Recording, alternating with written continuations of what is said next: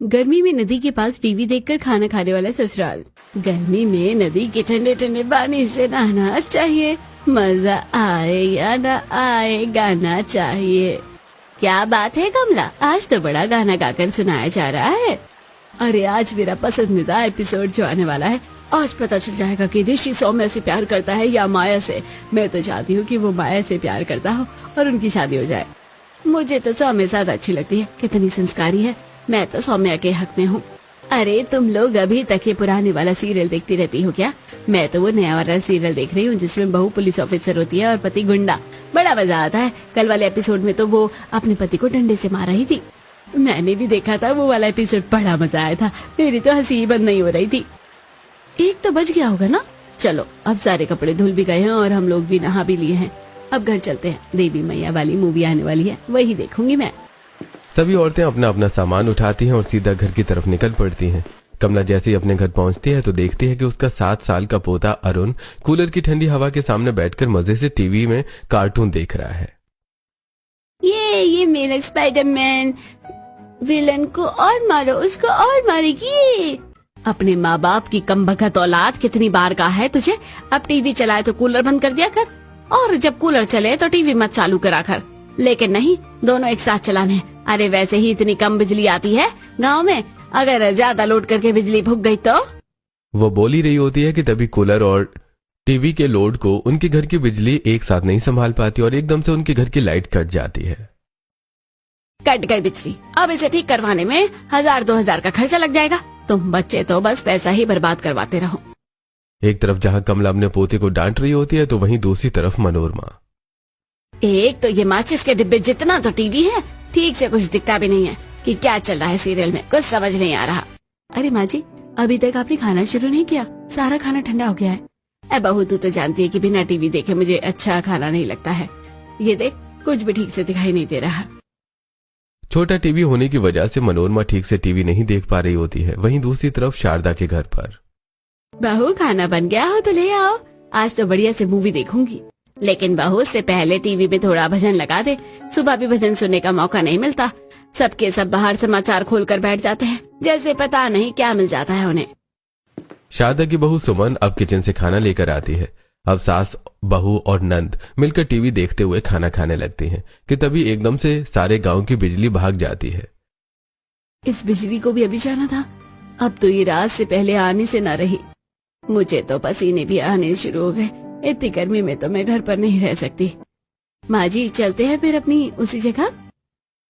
एक तरफ सुमन खाने की प्लेटें किचन में उठाकर रखती है तो वहीं दूसरी तरफ उसकी नंद रमिया कमरे से चटाई लेकर आती है, जिसके बाद अब चारों नदी किनारे जाकर पेड़ की छांव में चटाई बिछाकर बैठ जाती हैं। कुछ और लोग भी आते हैं जो नदी किनारे बैठ जाते हैं। अरे भाई, अच्छा है कि हमारे गांव में इतनी बढ़िया नदी है और यहाँ गर्मी में भी इतनी ठंडी हवा आती है, वरना बिना बिजली के तो गर्मी में हम लोगों का बुरा हाल हो जाता। इस नदी की ठंडक के सामने तो कूलर, एसी की ठंडी हवा भी फैले। सब कुछ बढ़िया है, लेकिन बस मैं अपना सीरियल नहीं देख पाई। पता नहीं आज रवि क्या ही कहने वाला था ताने से। अरे मेरी तो घर की बिजली ही फूक गई। पता नहीं मेरे घर में बिजली कब आएगी और कब मैं अपना सीरियल देख पाऊंगी। नदी किनारे बैठकर सभी औरतें ठंडी ठंडी हवा खाते हुए सीरियल्स की बात कर रही होती हैं कि कुछ ही देर में अब शाम होने को आ जाती है। वहीं अब उन सब के पति भी अपना अपना काम खत्म करके सीधा नदी किनारे आ जाते हैं।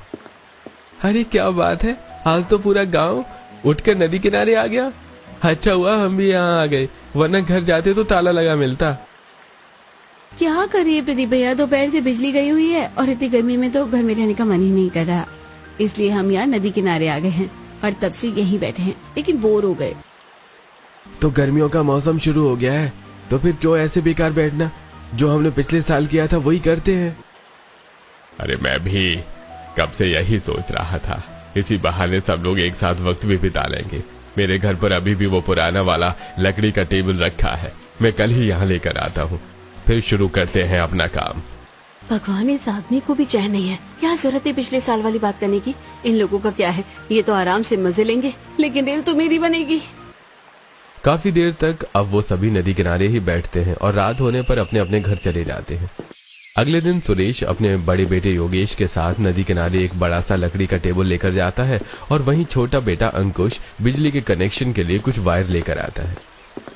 बेटा, मैं रामलाल से सीढ़ी मंगवा देता हूँ। सड़क पर जो बिजली के खंबे लगे हैं ना, उनसे तुम बिजली का कनेक्शन कर लो। अब गांव में तो बिजली आती जाती रहती है, लेकिन इन खंभों से हमें 24 घंटे बिजली मिल जाया करेगी। सुरेश योगेश के साथ मिलकर रामलाल के घर से बड़ी वाली लकड़ी की सीढ़ी ले आता है, जिसे वो सड़क पर लगी बिजली के खंबे से सटाकर खड़ा कर देते हैं। उन सीढ़ियों के सहारे अंकुश ऊपर बिजली के खंबे की तरफ चढ़ता है और उन वायर्स को खंबे की बिजली की वायर से कनेक्ट कर देता है। चलो, वायर तो हो गई कनेक्ट। कनेक्ट होते ही उधर योगेश अपने घर के हॉल में लगा बड़ा सा एलईडी टीवी लाकर उसे लकड़ी के बॉक्स पर रख देता है और उन बिजली वाली वायर्स को उस टीवी में कनेक्ट करता है। देखते ही देखते अब उनका टीवी चलने लगता है। अरे, टीवी तो बढ़िया चल रहा है।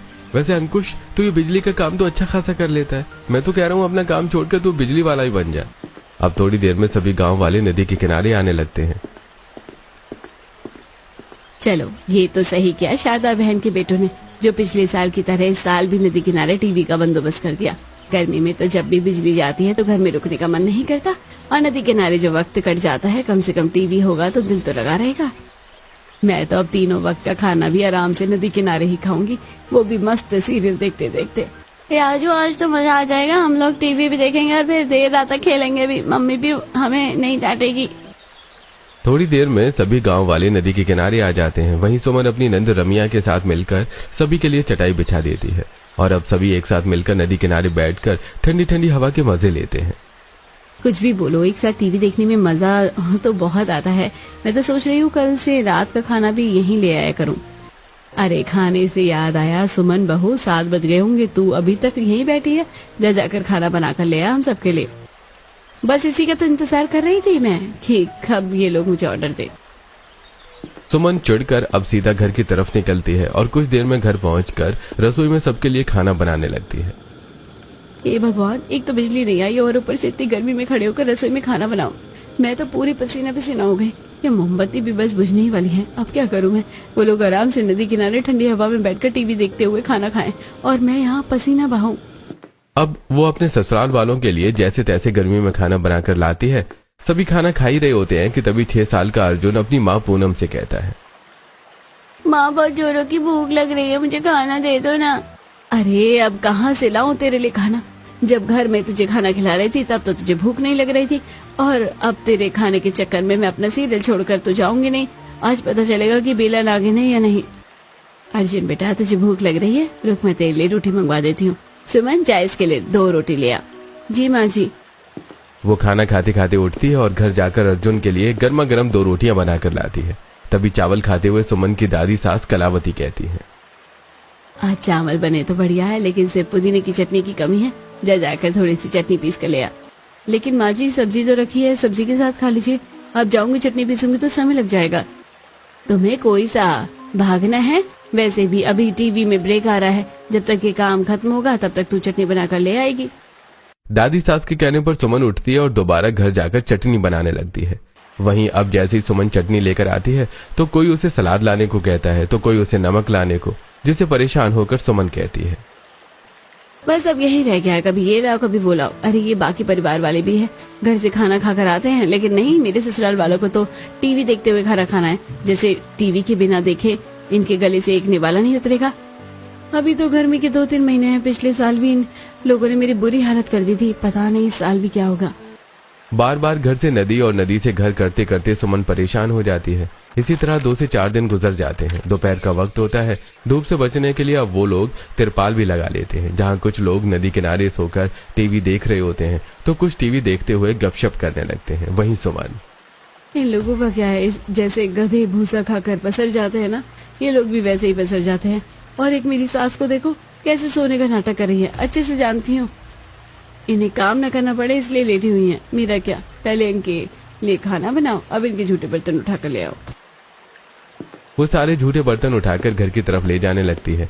तभी सुमन देखती है कि उसका देवर अंकुश एक पेड़ के पीछे खड़े होकर किसी से कॉल पर बात कर रहा है। हले, मेले बाबू ने थाना थाया?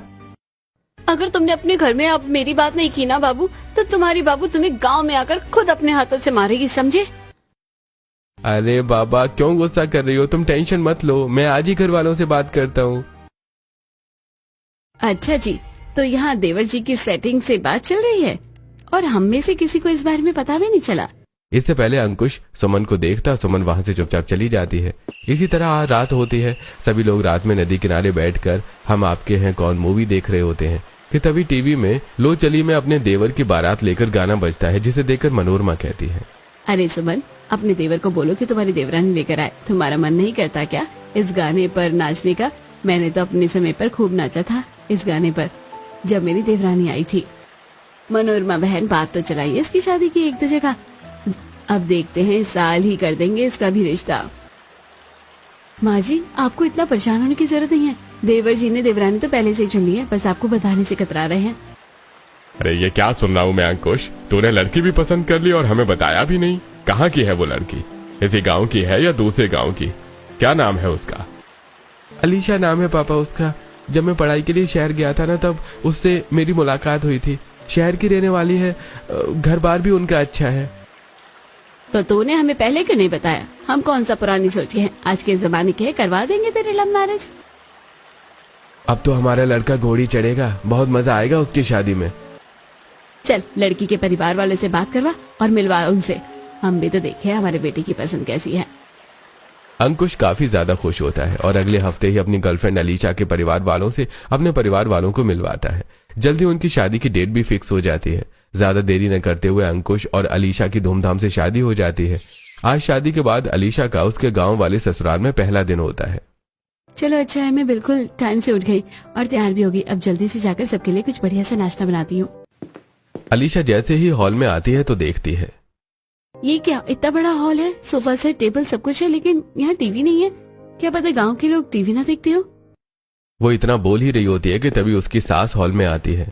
अलीशा, तू तो जल्दी उठ गई। मुझे लगा कि शहर की लड़कियां काफी देर तक सोती है। आज तेरी पहली रसोई की रस्म है, नाश्ते में कुछ बढ़िया सा बना दे। माँ जी, मुझे बहुत अच्छा खाना बनाना आता है, शादी से पहले मैंने सब सीख लिया था। वो रसोई की तरफ जाती है कि तभी पड़ोस की कुछ औरतें शारदा के घर आती हैं। क्यों शारदा बहन, आज तो तुम्हारी छोटी बहू की पहली रसोई की रस्म है, तो हमने सोचा कि आज नाश्ता तुम्हारे घर पर करे। हाँ हाँ, क्यों नहीं, जरूर बहू, तुम इन लोगों के लिए भी नाश्ता बना देना और थोड़ा ज्यादा ही बनाना। ये तो काफी बढ़िया है, जितने ज्यादा लोग होंगे उतना ज्यादा नेक मिलेगा। शादी करने के भी अपने अलग फायदे होते हैं। अलीशा शुरू से ही अपनी शादी को लेकर काफी ज्यादा एक्साइटेड थी। वो किचन में जाती है और काफी ज्यादा क्वांटिटी में कटलेट, आलू के पराठे, चाय और सैंडविचेस बनाने लगती है कि तभी सुमन किचन में आती है। इतनी सारी चीजें बनाने में कोई दिक्कत नहीं हो रही है भाभी, मुझे तो बहुत मजा आ रहा है। और सच कहूँ तो मैं तो और भी ज्यादा बना सकती हूँ। वो क्या है ना, जितना ज्यादा खाना होगा उतना ज्यादा मेरा नेक भी मिलेगा। कोई बात नहीं बेटा, शुरू शुरू की शादी है ना, इसलिए सब अच्छा लग रहा है। धीरे धीरे तो मेरी तरह ही तुम्हारी रेल बन जाएगी। कुछ समय में अलीशा सारा नाश्ता तैयार कर देती है और जैसे ही डाइनिंग टेबल पर नाश्ता लगाने जाती है कि तभी रमिया आती है। आप यहाँ क्यों नाश्ता लगा रही हैं? नाश्ता लेकर तो मेरे साथ नदी किनारे चलिए। वो क्या है ना, हम सब वही नाश्ता करेंगे। नदी किनारे नाश्ता? वाह, सुनने में कितना मजा आ रहा है। चलो चलते हैं। शहर के बोरिंग जीवन से अलीशा काफी ज्यादा थक चुकी थी, इसलिए गांव की छोटी से छोटी नई चीजें उसे काफी ज्यादा एक्साइट करती हैं। अलीशा अपनी नंद के साथ नाश्ता लेकर नदी किनारे पहुंचती है और देखती है कि कैसे सभी लोग नदी किनारे बैठकर टीवी देख रहे हैं। ये देखकर अलीशा, ये क्या नदी किनारे टीवी? हम तो एक साथ ही सब टीवी देखते हैं और खाना पीना भी साथ ही हो जाता है। नदी की वजह से यहाँ इतनी ठंडी हवा चलती है कि गर्मी नहीं लगती। अलीशा को ये थोड़ा अजीब तो लगता है, लेकिन वो कुछ नहीं कहती। वहाँ सभी लोग नई नवेली बहू के हाथ का नाश्ता करते हैं और अब एक एक करके सभी उसे नेक देना शुरू कर देते हैं। देखो कितने सारे पैसे जुड़ गए हैं। वैसे नदी किनारे बैठकर टीवी देखने में अलग ही मजा आ रहा है। इसी तरह अब 1 से 2 दिन गुजर जाते हैं। शाम का वक्त होता है। अलीशा अपनी जेठानी के साथ खाना बना रही होती है, तभी बिजली चली जाती है, जिसे देखकर सुमन अब जल्दी से रसोई में मोमबत्ती जला लेती है। अलीशा, आज मेरी कमर में काफी दर्द हो रहा है, तो तुम बाकी का खाना बना लोगी? मैं नदी किनारे जा रही हूँ, बिजली चली गई है ना और गर्मी लग रही है, वहीं जाकर थोड़ा सुकून मिलेगा। तुम खाना बना कर ले आना। लेकिन भाभी, रात में नदी किनारे बैठकर कौन खाना खाता है? वहाँ तो बिजली भी नहीं होगी। अरे तुम इसकी फिक्र मत करो, वो पास वाला रोड है ना, वहाँ बिजली का खंबा है, तो वहीं से बिजली चुरा कर टीवी चलाते हैं और रात में लाइट का भी बंदोबस्त कर लेते हैं। इतना कहकर सुमन वहाँ से चली जाती है। उसके बाद अब बेचारी अलीशा अकेले ही सारा खाना बनाती है और लेकर नदी किनारे आती है। जब पूरा परिवार एक साथ खाना खा रहा होता है तो सभी गाँव वाले मुझे ही क्यों देख रहे हैं? एक साथ बैठकर खाना खाने में कितनी नर्वसनेस हो रही है मुझे। खाना तो ये लोग घर में भी खा सकते थे ना। अलीशा मनी मन काफी ज्यादा नर्वस हो रही होती है। तभी एक रमेश नाम का आदमी, इतनी बढ़िया पिक्चर देखकर तो मेरा कुछ खाने का मन कर रहा है। बहू, तुमने ये जो पनीर की सब्जी बनाई है दिखने में तो बढ़िया लग रही है, जरा मुझे भी दो।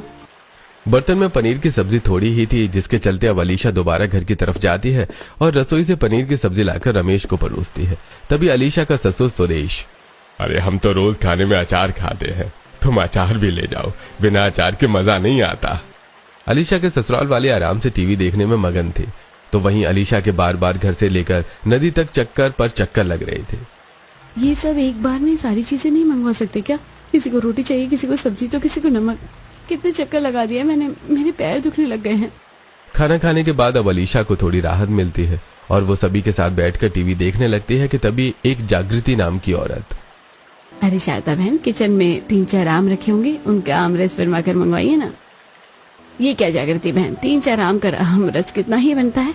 मेरी रसोई में 2-3 पेटी रखी है, सबके लिए बनवा देती हूँ। अलीशा बहू जाओ और सबके लिए आम रस बना कर ले आओ। ये भगवान, कहाँ आकर फंस गई मैं। शादी के पहले दिन ही ये हाल कर दिया है मेरा।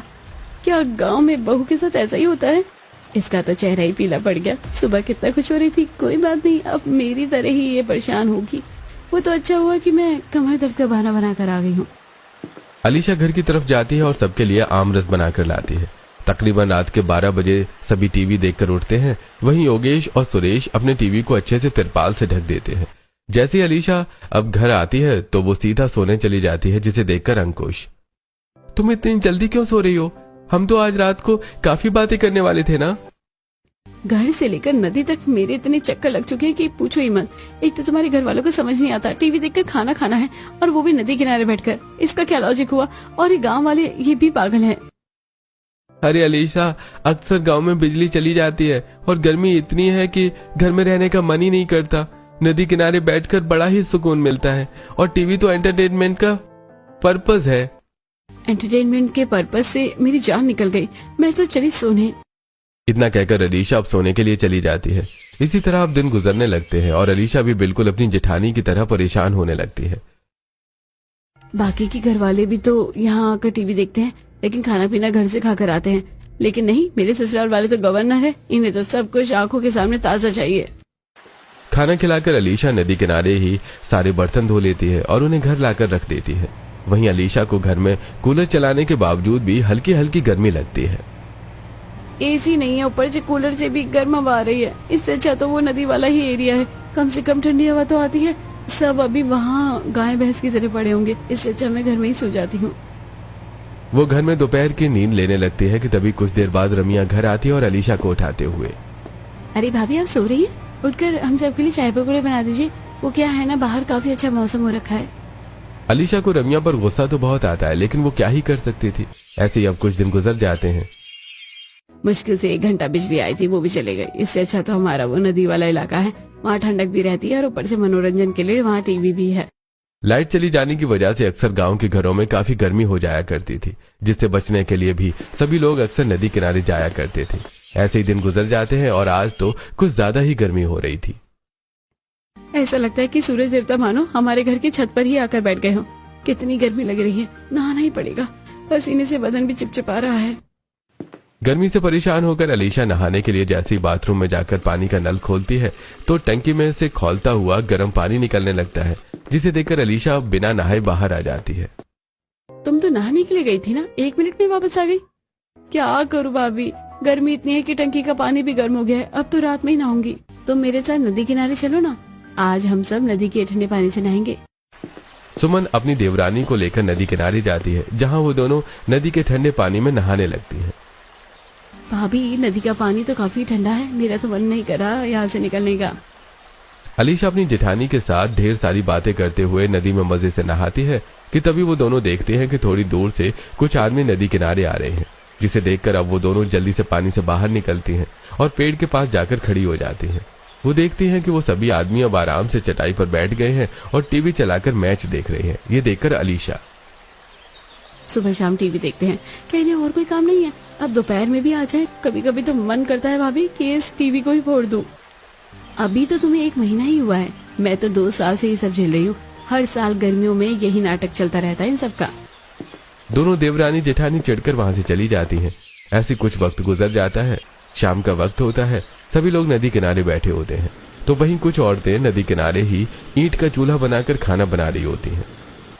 अरे अलीशा बहू, अब तू कहाँ घर जाकर खाना बनाएगी? तू भी यहीं ईंट का चूल्हा बना ले और आराम से खाना बना है। और एक काम कर, आज रात के खाने में पुलाव बना ले, यहाँ बढ़िया बनता है।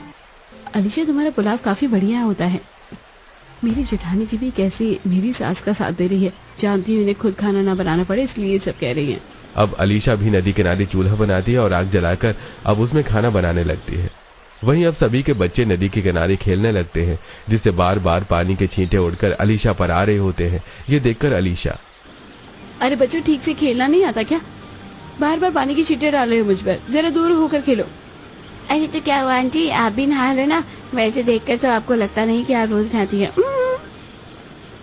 गांव के बच्चों की ऐसी बदतमीजी देखकर अलीशा को काफी गुस्सा आता है, लेकिन उसकी माँ भी वहीं मौजूद होती है, जिसके चलते वो चुप रह जाती हैं।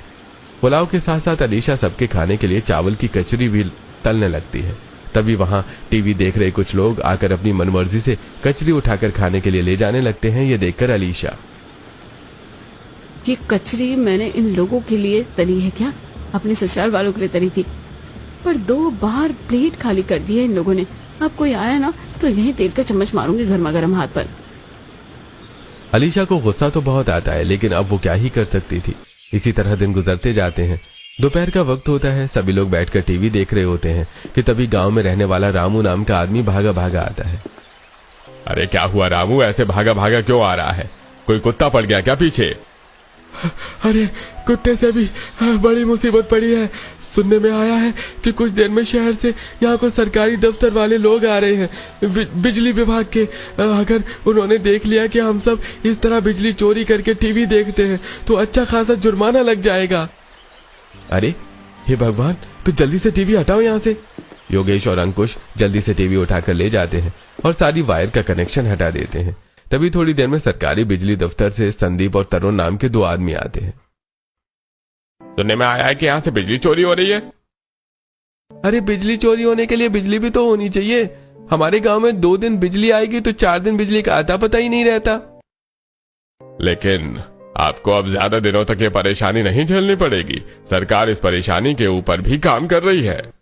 थोड़ी देर बाद संदीप और तरुण वहां से चले जाते हैं, जिसके बाद अब दोनों भाई दोबारा से घर पर टीवी लेने के लिए आते हैं। तो अलीशा, आज तो हमें पता चल गया, लेकिन कल को वो अचानक आ गए तो फिर हम क्या करेंगे? इस तरह टीवी ले जाना और रखना कोई आसान काम थोड़ी ना है।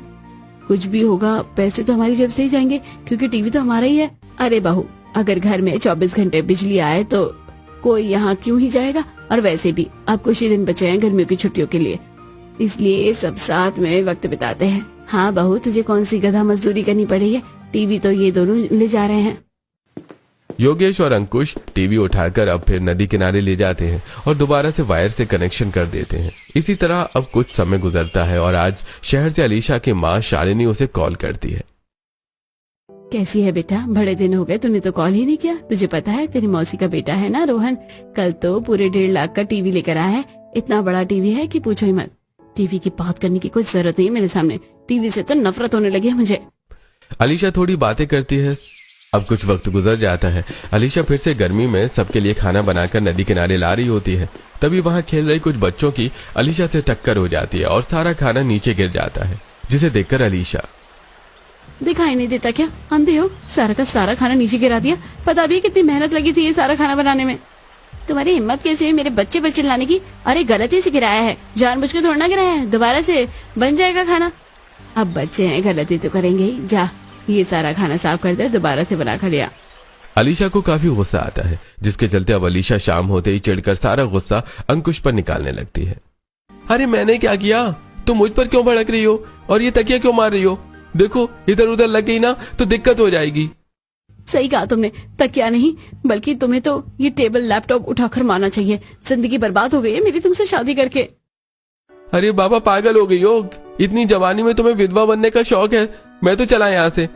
तुम पर तो सच में काली माता आ गई है क्या? इतना कहकर अंकुश वहां से भाग जाता है। ऐसे ही अब 1 से 2 हफ्ते गुजरते हैं।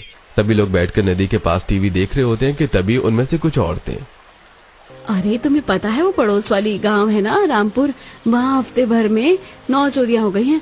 हाँ मैंने भी सुना है वहाँ आजकल चोरियां काफी बढ़ गई हैं। आसपास के गांव में हो रही चोरियों को लेकर सभी औरतें बात कर रही होती हैं और इसी तरह रात हो जाती है। मनोरमा जैसे अपने घर पहुंचती है तो देखती है कि उसकी रसोई की खिड़की खुली पड़ी है और वहां से दोनों सिलेंडर गायब हैं। ये देखकर मनोरमा दंग रह जाती है। हे भगवान, अभी तो मैं चोरी की बात ही कर रही थी और मेरे घर में ही किसी ने चोरी करवा दी। इन चोरों को भी ले जाने के लिए बस सिलेंडर ही मिला था क्या? वैसे ही सिलेंडर के दाम इतने बड़े हुए हैं और कमबख्त वही उठा के ले गए। हे भगवान, मम्मी आपको थोड़ा ध्यान रखना चाहिए था ना। हम लोग तो समय से आ गए थे पर आपको ही आने में देरी हो गई। वो तो आपके चिल्लाने की आवाज सुनी तब हम दौड़ कर आए। मनोरमा के घर चोरी हुए मुश्किल से 2 दिन ही हुए थे कि तभी कोमल के घर से पीछे से उसका टीवी चोरी हो जाता है। अब तो हमारे गांव में भी चोरियां होने लगी हैं। अब तो जो रोज टीवी देखने के लिए वहां चले जाते थे, लेकिन अगर घर में कोई रहता तो कम से कम ये चोरी तो नहीं होती। धीरे धीरे गांव में चोरियां बढ़ने लगती हैं, जिसे देखते हुए सब सतर्क हो जाते हैं। बाबा हमारा टीवी तो यहाँ नदी किनारे ही रहता है, कहीं रात में आकर इसे चोर ले गए तो? हाँ बेटा, ठीक कह रही है तू। अब से रात में टीवी देखने के बाद हम इसे घर ले जाया करेंगे और सुबह जब देखना होगा तब वापस ले आएंगे। बवासीर है इन लोगों को टीवी देखने की, ये नहीं कि घर में बैठकर देख लें। चोरियां तो शुरू हो गई हैं, फिर भी इन्हें बाहर ही देखना है। जब से चोरियों का सिलसिला शुरू हुआ था तब से लोग घरों में ही रहने लगे थे। अब गांव में अक्सर बिजली जाने की जो समस्या थी वो भी काफी कम हो गई थी। क्या संगीता बहन, तुम तो कह रही थी कि आज पिक्चर देखने आओगी पर आई नहीं। मैं तो तुम्हारा इंतजार करते करते थक गई। अब तो बिजली भी ठीक ठाक रहती है और चोरियां भी इतनी बढ़ गई है कि घर से बाहर निकलने में डर लगता है। इसलिए मैं तो अब घर पर ही टीवी देख लेती हूँ। धीरे धीरे नदी के पास जुटने वाली भीड़ कम होने लगी थी। ऐसे ही एक दिन, अरे कोमल, तुम नहीं जाओगी नदी किनारे? बिजली आती है तो घर में कूलर चलाकर बैठ जाती हूँ, बस कपड़े धोने के लिए बाहर जाती हूँ। कौन इतनी गर्मी में वहां जाकर बैठे जब घर में इतनी ठंडी हवा मिल रही है? तो क्यों धूप में जाकर काली हूँ? अब ज्यादातर लोगों ने टीवी देखना आना बंद कर दिया था, लेकिन ये पूरा परिवार अभी भी नदी किनारे ही टीवी देखता था। कुछ भी बोलो, लेकिन जो ताजी हवा यहाँ आती है ना, वो कूलर एसी में कहा। वो तो है, ताजी हवा का अपना ही अलग मजा होता है। पूरा परिवार ताजी हवा के मजे लेते हुए टीवी देख रहा होता है। अलीशा रोज की तरह ससुराल वालों के लिए खाने पीने की चीजें लाती है। रात के 11 बज जाते हैं और परिवार के बाकी लोग घर चले जाते हैं। ये देखकर अंकुश अलीशा से कहता है, मैंने भैया को इशारा करके भेज दिया था। अब तुम्हें मेरे साथ ये टीवी उठाकर ले जाना पड़ेगा और इसी बहाने हम थोड़ी बातें भी कर लेंगे। तुमसे कोई बात नहीं करनी है मुझे। जो भी कुछ हो रहा है तुम्हारी वजह से हो रहा है। सब तुम्हारी ही गलती का नतीजा है। बाबा मैंने क्या किया? नदी किनारे टीवी देखने का आइडिया सिर्फ मेरा थोड़ा ही था। इसमें मेरा क्या कसूर? तुम तो बस हफ्ते भर से मुंह फुलाकर बैठी हो। अंकुश अलीशा को मनाने लगता है और हाथ पकड़कर आसपास घुमाता है। घूमते घूमते वो सीधे घर पहुंच जाते हैं और टीवी को नदी किनारे ही भूल जाते हैं। अगले दिन जब सबको टीवी का ध्यान आता है तो देखते हैं कि वहां टीवी नहीं है। चोर हाथ साफ कर गए थे। अंकुश, मैंने तुझे कहा था कि टीवी ध्यान से लेकर आना, तू टीवी वहीं छोड़ आया। देख कितना नुकसान हो गया। इंसान वो दिमाग से निकल गया। और वैसे भी पहले तो टीवी रात भर वही रहता था, वो तो जब से चोर आए हैं तब से मुश्किल हो गई है। मैंने तो पहले ही कहा था कि टीवी घर में रखकर देखिए। गांव के सभी लोग अपने घरों में आराम से बैठकर टीवी देखने लगे थे, पर आप लोगों को तो नहीं, नदी किनारे ही देखना था। पूरे 55,000 का नुकसान। और अब तो हमें टीवी देखने की ऐसी लत लग गई है कि बिना टीवी के रहा नहीं जाता है। सुमन ठीक कह रही है। मैं तो कह रही हूँ कि आप एक नया टीवी शहर से ले आएंगे, लेकिन इस बार टीवी हम घर में ही रखेंगे। अपनी लत की वजह से वो इस बार पहले से भी बड़ा टीवी लेकर आते हैं और अब सभी घर में ही आराम से टीवी देखते हैं। 2 कदम पर हॉल और 2 कदम पर रसोई। अब बढ़िया है ना? अब जब टीवी चोरी हुआ तो दुख हुआ था, लेकिन एक छोटे से नुकसान की वजह से कम हमारी भागदौड़ तो बंद हुई। दोनों बहुएं काफी खुश होती हैं। दूसरी तरफ मनोरमा आज शारदा के घर आती है और उनका बड़ा सा टीवी देखकर कहती है, टीवी तो पहले से ही काफी बड़ा है, इसमें तो सीरियल देखने में और भी मजा आएगा। तुम लोग इसे नदी किनारे क्यों नहीं ले जाते? वहाँ कोई नहीं आया ना, तो मैं भी आराम से आ जाऊंगी। चाची, सुना है आपने एक नया टीवी लिया है? इस बार आप अपना टीवी वहाँ ले जाइए, हम सब भी वहीं आकर देख लेंगे। अरे नहीं, मेरा टीवी तो छोटा सा है, कोई मजा नहीं आएगा। चलो अब मैं चलती हूँ, कुछ काम याद आ गया है। इतना कहकर मनोरमा जल्दी से वहाँ से रफू चक्कर हो जाती हैं। देखा, जब खुद का टीवी लाने की बात आई तो कैसे बहाना बनाकर चली गई। लोग सिर्फ अपनी चीजें बचाने के लिए दूसरों के पास जाते हैं, ना कि साथ वक्त बिताने के लिए। बहुत सही कहा तुमने। अब तो गलती से भी पुरानी वाली हरकत ना करूं मैं, और ना ही घर में किसी को करने दो। अब घर वाले समझ जाते हैं कि गांव वाले केवल उनका फायदा उठा रहे थे और अब गांव में बिजली भी रहने लगती है, जिससे अब अपने घर में ही सब रहते हैं।